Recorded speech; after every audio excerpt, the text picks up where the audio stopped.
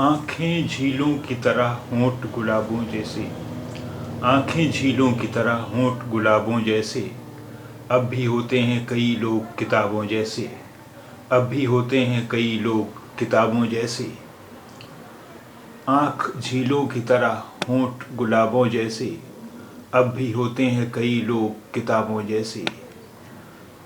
Eyes like lakes and lips like roses, there are still some folk like books.